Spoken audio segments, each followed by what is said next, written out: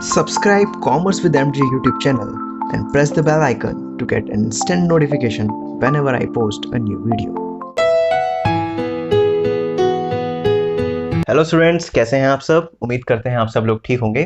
Previous video में student हम assignment problem के डिस्कस कर रहे थे, जिसमें हम असाइनमेंट प्रॉब्लम सॉल्व किए थे क्वेश्चंस, जिसमें हंगेरियन मेथड को हमने जाना था कि किस तरीके से हंगेरियन मेथड की मदद से हमारे असाइनमेंट प्रॉब्लम सॉल्व होते हैं। आज भी हम फर्दर क्वेश्चंस को सॉल्व करेंगे और देखेंगे इसी मेथड को और अच्छी तरीके से। आज की वीडियो में हम देखेंगे कि जिस तरीके से रो रिडक्शन और कॉलम रिडक्शन के बाद हम रो स्कैनिंग और कॉलम स्कैनिंग करते हैं और अपने जीरोस को कवर करते हैं, अगर पूरे जीरोस अच्छे से कवर ना हो पाए तो फिर कैसे फर्दर हमें क्वेश्चन को सॉल्व करना होता है, वही हम आज की वीडियो में कवर करने वाले हैं। तो चलिए शुरू करते हैं अपने क्वेश्चन के साथ। कि बोला है यहाँ पर, solve the following assignment problem using Hungarian method, the matrix entry represent the processing time in hours. तो यहाँ पर हमें असाइनमेंट प्रॉब्लम दिया है, हंगेरियन मेथड से इसे सॉल्व करना है। ये जो मैट्रिक्स एंट्री है, जो अंदर नंबर्स हैं, ये टाइम दर्शा रहा है जो कि आवर्स में है। ओके, तो यहाँ पर ऑपरेटर है, यहाँ पर जॉब है, 4 ऑपरेटर्स और 4 जॉब यहाँ पर गिवन है। तो जब भी हमें क्वेश्चन को सॉल्व करना होता है, सबसे पहले चेक करना होता है कि ये बैलेंस असाइनमेंट प्रॉब्लम है या फिर अनबैलेंस्ड है। तो अब यहाँ पर जितनी रोज हैं उतने ही कॉलम हमें देखने को मिल रहे हैं, तो 4 रोज एंड 4 कॉलम्स। ओके, तो ये एक बैलेंस असाइनमेंट प्रॉब्लम है। अब इसके बाद हम अपना हंगेरियन मेथड के स्टेप्स को यहाँ पर लगा सकते हैं। तो स्टूडेंट्स, लास्ट क्लास में जिस तरीके से हमने डिस्कस किया था कि हंगेरियन मेथड में हमारे 2 फेज होते हैं, एक फेज 1 और एक फेज 2। फेज 1 में हमें रो और कॉलम रिडक्शन करनी पड़ती है। तो चलिए शुरू करते हैं। तो रो रिडक्शन किस तरीके से होती है, हमें जो भी हमारी रोज होती हैं, हर रो में से मिनिमम वैल्यू को निकालना होता है और सारी एंट्रीज को उस मिनिमम वैल्यू से डिलीट करना होता है, मतलब सबट्रैक्ट करना होता है। तो आइए देखते हैं कि फर्स्ट रो में हमारी मिनिमम वैल्यू क्या है, 5328। तो इसमें मिनिमम वैल्यू हमारी 2 आ जाएगी। ओके स्टूडेंट्स, इसके बाद 7926, इसमें हमारी मिनिमम वैल्यू, इसमें भी 2 आ जाएगी। 6457, इसमें मिनिमम वैल्यू क्या आएगी स्टूडेंट्स, 4। और लास्ट में 5778 में मिनिमम वैल्यू हमारी आ जाएगी 5। तो इस तरीके से हमने मिनिमम वैल्यू तो निकाल ली। अब इन सारी वैल्यूज को, इन मिनिमम वैल्यू से हम सबट्रैक्ट करेंगे और एक नई टेबल में लिख लेंगे। तो 5 - 2 is 3, 3 - 2 is 1, 2 - 2 is 0 and 8 - 2 is 6। इस तरीके से यहाँ पर भी 7 - 2 is 5, 9 - 2 is 7, 2 - 2 is 0 and 6 - 2 is 4।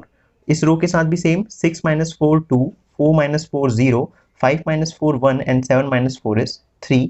And last row 5 - 5 0, 7 - 5 2, 7 - 5 2 and 8 - 5 is 3। Okay students, तो इस तरीके से हमने रो रिडक्शन तो कर लिया। अब क्या करना होता है, स्टेप 2 में हमें जो हमारी मैट्रिक्स आई है उसमें से कॉलम रिडक्शन करना होता है। तो हर कॉलम में से हम मिनिमम वैल्यू निकालेंगे और सारी कॉलम वैल्यूज को उस मिनिमम वैल्यू से सबट्रैक्ट कर लेंगे।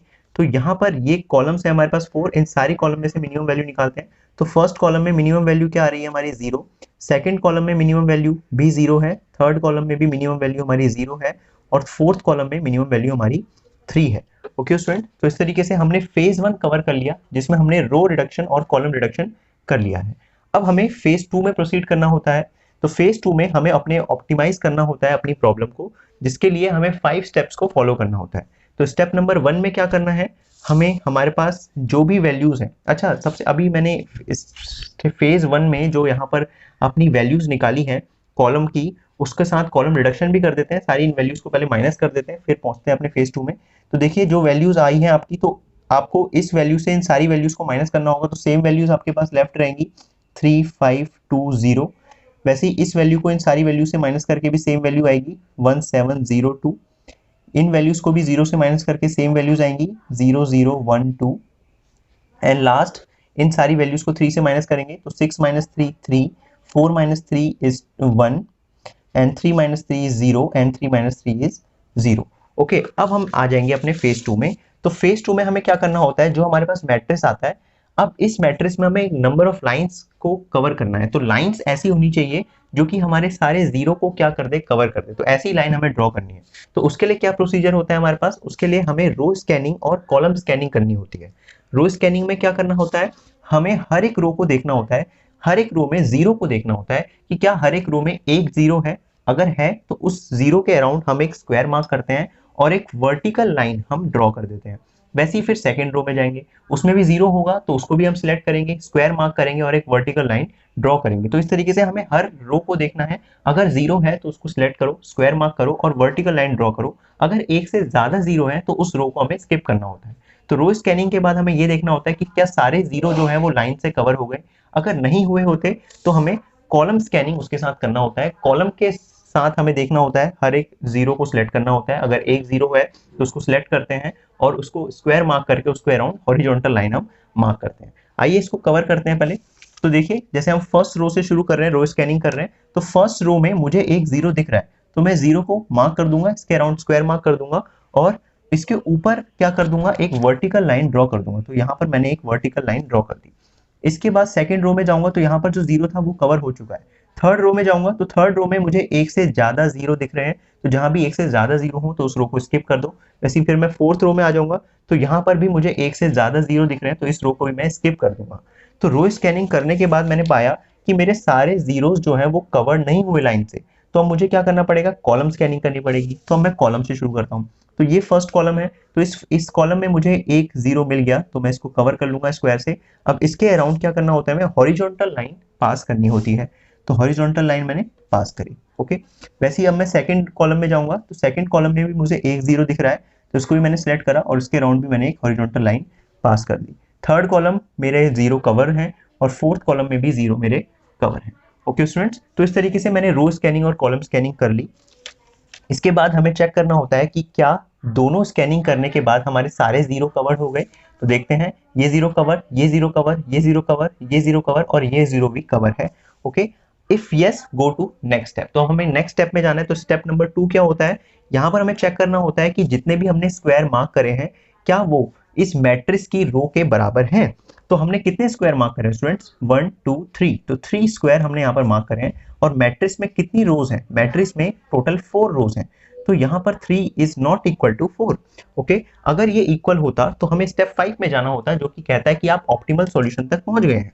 लेकिन ऐसा नहीं है तो अब हमें स्टेप 3 में जाना पड़ेगा। तो आइए देखते हैं स्टेप 3 क्या है। स्टेप 3 में क्या है, अब हमें जो हमारे पास मैट्रिक्स है उसमें हमें मिनिमम वैल्यू को आइडेंटिफाई करना है। किसकी, ऑफ अनडिलीटेड सेल वैल्यूज। अब यहाँ पर आप देख रहे हैं कुछ ऐसी सेल वैल्यूज हैं जो कि अनडिलीटेड है, मतलब जिसके ऊपर लाइन नहीं खींची गई है, जैसे 3 1 5 7 3 एंड 1। अब इन अनडिलीटेड सेल वैल्यूज में से हमें एक मिनिमम वैल्यू को फाइंड करना है। तो आप बता सकते हैं कि कौन सी वैल्यू यहाँ पर मिनिमम है 3 1 5 7 3 1 में से। तो 1 जो है वो एक मिनिमम वैल्यू है, इसको हमने सिलेक्ट करना है। अब इस मिनिमम वैल्यू को हमें क्या करना है, ऐड करना है किसके साथ, इंटरसेक्शन पॉइंट्स के साथ। अब इंटरसेक्शन पॉइंट्स कहाँ कहाँ हैं इन लाइंस के, तो देखिए ये वाला पॉइंट इंटरसेक्शन पॉइंट है तो 1 के साथ ये 1 ऐड होगा, और यहाँ पर एक इंटरसेक्शन पॉइंट है तो 2 के साथ भी ये 1 क्या हो जाएगा, ऐड हो जाएगा। तो पहली चीज तो ये करनी है। दूसरा, हमें सब्ट्रैक्ट करना होता है इसी मिनिमम अनडिलीटेड सेल वैल्यू को, किससे, अपने सारे अनडिलीटेड सेल वैल्यू से। तो सारे अनडिलीटेड सेल वैल्यूज कौन से थे हमारे, 3 5 1 7 3 1। तो इन सारी वैल्यूज से जो कि अनडिलीटेड रह गई, इन सारी वैल्यूज से इस मिनिमम वैल्यू को हम माइनस करेंगे। वो क्या हो जाएगा, 3 - 1 1 - 1 5 - 1 7 - 1 3 - 1 एंड 1 - 1। और बाकी अदर एंट्री जो है वो सेम रहने वाली है। आइए इसको करते हैं। तो सबसे पहले शुरू करते हैं अपने इंटरसेक्शन पॉइंट से। तो इंटरसेक्शन पॉइंट हमारा 1 था। अब हमें क्या करना होता है, मिनिमम वैल्यू को ऐड करना होता है। तो 1 में 1 ऐड हो जाएगा तो क्या आ जाएगा, 2 आ जाएगा। वैसे ही उसके नीचे इंटरसेक्शन पॉइंट है 2, तो इसमें 1 ऐड हो जाएगा तो ये कितना हो जाएगा हमारा, 3 हो जाएगा। इसके बाद हम आते हैं अपने अनडिलीटेड सेल वैल्यूज में, देखते हैं। तो वहां पर मिनिमम वैल्यूज हमारी माइनस होगी, तो 3 - 1 ये हमारा 2 हो जाएगा। वैसे ही 5 - 1 ये हमारा 4 हो जाएगा। उसी तरीके से 1 - 1 ये हमारा 0, 7 - 1 ये हमारा 6 हो जाएगा, और लास्ट में 3 - 1 ये हमारा 2 और 1 - 1 ये 0 हो जाएगा। इसके बाद जो बाकी वैल्यूज हैं वो सेम ही रहेंगी। तो क्या क्या है रिमेनिंग वैल्यूज, ये 0 थी, ये 0 रहेगी, यहाँ 0, ये भी 0। वैसे यहाँ पर 2 है, यहाँ 0 है। वैसे यहाँ पर नीचे 0 है, 2 है, 0 है और ये 0 है। तो स्टूडेंट्स, इसको करने के बाद हमें अपने नेक्स्ट स्टेप में जाना है, जो कि स्टेप 4 है। तो वो कहता है कि आप डायरेक्ट अब स्टेप 1 में चले जाइए।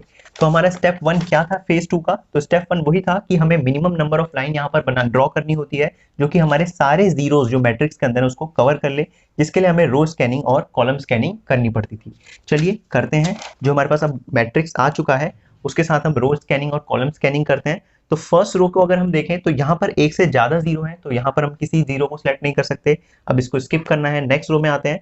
तो नेक्स्ट रो में भी एक से ज्यादा जीरो दिख रहे हैं, तो उसको भी मैं सिलेक्ट नहीं कर सकता। इसके बाद नेक्स्ट रो में आऊंगा तो यहाँ पर भी एक से ज्यादा जीरो है, तो इसको भी सिलेक्ट नहीं कर सकता। और इसके बाद लास्ट रो में आ रहा हूँ तो उसमें भी एक से ज्यादा जीरो है। तो रो स्कैनिंग करने के बाद तो कोई भी जीरो कवर हुआ नहीं, तो क्या करना पड़ेगा, कॉलम स्कैनिंग करना पड़ेगा। आइए कॉलम स्कैनिंग में देखते हैं। तो कॉलम स्कैनिंग में इस कॉलम से शुरू करा, तो फर्स्ट कॉलम में एक जीरो है, तो मैंने इसको सिलेक्ट कर लिया है और इसके अराउंड एक हॉरिजॉन्टल लाइन मार्क कर दी है। अब इसके बाद सेकंड कॉलम में आया तो दो जीरो है, तो इस कॉलम को तो मैं सिलेक्ट ही नहीं कर सकता। इसके बाद स्किप करना पड़ेगा, थर्ड कॉलम में भी दो जीरो दिख रहे हैं, तो इसको भी नहीं सिलेक्ट कर सकता। और फोर्थ कॉलम में भी दो जीरो हैं, इसको भी मैं सिलेक्ट नहीं कर सकता। तो स्टूडेंट्स, तो यही सीखने वाली बात है कि रो स्कैनिंग और कॉलम स्कैनिंग करने के बाद आपके सारे जीरो कवर नहीं हुए हैं। तो जब हमारे सारे जीरो कवर नहीं होते, इफ नो अगर हमारा आंसर है, तो हमें क्या करना होता है, select the zeros diagonally opposite with each other. यहां पर आपको बहुत ध्यान देना पड़ेगा। यहां पर आप क्या करना है, आपको आप अपने जीरोस को डायगनली आपको सिलेक्ट करना है, डायगनली अपोजिट जीरोस को आपको सिलेक्ट करना है। देखिए किस तरीके से आप रो स्कैनिंग कर रहे थे, तो अगर आप ये जीरो सिलेक्ट करते तो इसके बाद सेकंड रो में आपको इसके डायगनल जीरो को सिलेक्ट करना हो। तो सेकंड रो में आप कौन से जीरो को सिलेक्ट करेंगे, ये वाले। तो इसके बाद आप कौन से जीरो को सिलेक्ट करेंगे थर्ड रो में, इस वाले को या फिर इस वाले को। ओके, तो इस तरीके से आपको डायगनली सिलेक्ट करना पड़ेगा। तो आइए करते हैं डायगनली सिलेक्ट। तो अगर फर्स्ट रो को मैं देखूं तो फर्स्ट रो में अगर मैंने इस सेल वैल्यू को सिलेक्ट करा तो इसके अराउंड मैंने स्क्वायर मार्क करा, और स्क्वायर मार्क करके मैं क्या करूंगा, एक वर्टिकल लाइन यहाँ पर ड्रॉ कर दूंगा। इसके बाद सेकंड रो में मैं क्या करूंगा, इसके डायगनल जीरो को सिलेक्ट करूंगा। तो इसका डायगनली ये जीरो है जो कि इसके अपोजिट है। ओके, तो इसको मैंने सिलेक्ट करा और इसके अराउंड भी क्या करूंगा, एक वर्टिकल लाइन ड्रॉ करूंगा। और लास्ट में इसके बाद थर्ड रो में मैं इस वाले जीरो को सिलेक्ट नहीं, इस वाले ये वाला जीरो तो कैंसिल हो गया, तो इस यही जीरो बचेगा, तो इसको मैं सिलेक्ट कर लूंगा और इसके बाद अपना एक डायगनल वर्टिकल लाइन ड्रॉ कर दूंगा। तो ये डायगनली मैंने क्या करे हैं, तीन जीरोस सिलेक्ट करे हैं। ओके स्टूडेंट, तो इस तरीके से हमें करना पड़ता है जब हमारे रो और कॉलम स्कैनिंग के बाद सारे जीरो कवर नहीं होते, तो हमें क्या करना होता है, अपने जीरोस को डायगनली अपोजिट तरीके से सिलेक्ट करना होता है। तो जो जीरोस अपने अपोजिट हैं उन्हें सिलेक्ट करेंगे।